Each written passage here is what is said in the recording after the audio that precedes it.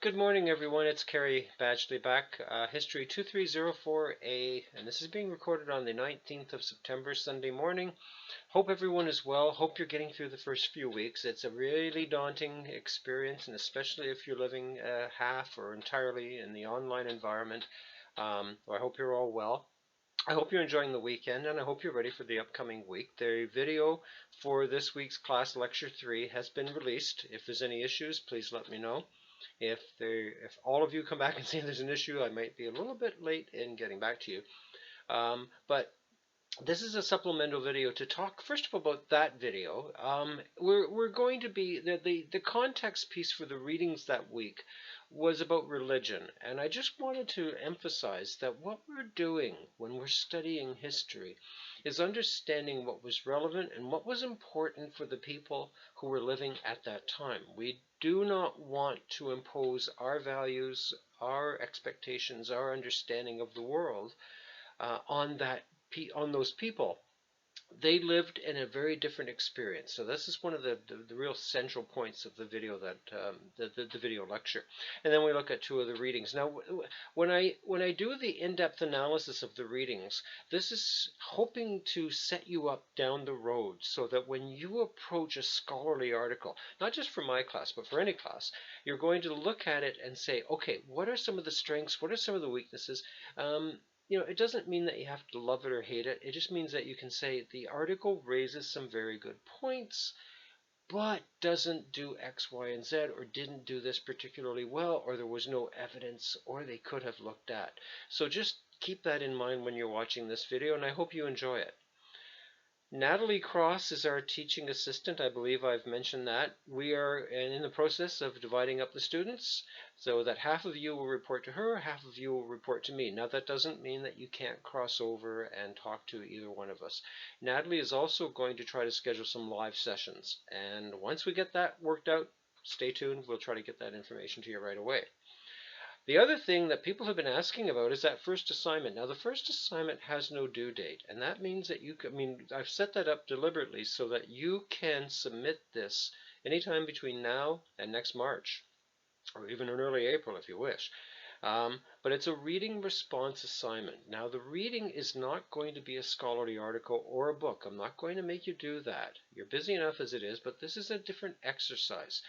I am going to take into account our society's concern about commemoration. Now, most of it is taking the form of wanting to knock down statues, and that's fair enough. People can express whatever they want about that. But what we're going to be looking at is the nature of historical commemoration.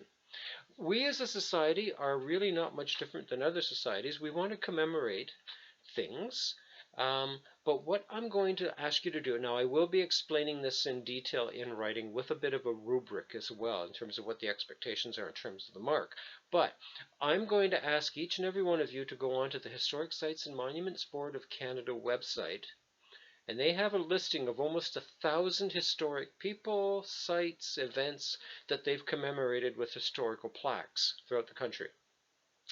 Now, I'm going to dissuade you from looking at individuals. I'm going to dissuade you from looking at events, but events are a little bit more acceptable than individuals. I'm looking more at the built environment, because what happens on those plaques, and I may have explained this, or I may be explaining it in one of the lectures, you only have so many words to try to encapsulate a person, place, event, thing, and it's always open to interpretation. And in fact, a lot of the Historic Sites and Monuments Board's plaques are being reevaluated, especially those that deal with Indigenous people, because if you look at what was going up in the 1950s, they're bordering on racist. So I'm going to ask you to pick one site, one event, look at how it was portrayed on the plaque, look at the historical interpretation that's on the website, and then do a number of pieces of analysis. What is this plaque trying to say? What are the key messages? What other ways could you have approached that subject? So these things will be spelled out on the Brightspace page. And as I say, I'll be providing more details. But I want you to start thinking about this. I want you to start thinking about an event or a place that has some meaning to you, or some place that you want to learn about. You know, I want to learn about a trading post, or I want to learn about this railway station. It can be close to home, it can be something far, far away, but why was it the case that this was chosen to have national significance? And how was it interpreted?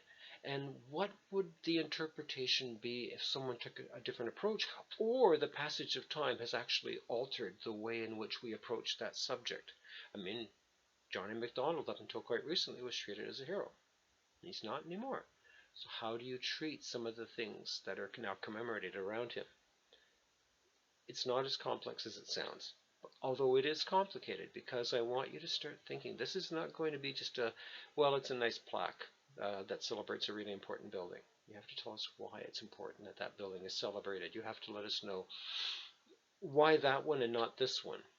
At any rate, that will all be explained. For now, just start thinking about a historic event or site that would interest you, and then see they've got a great search capacity on the Historic Sites and Monuments Board website, and I will be providing the link in the Brightspace page.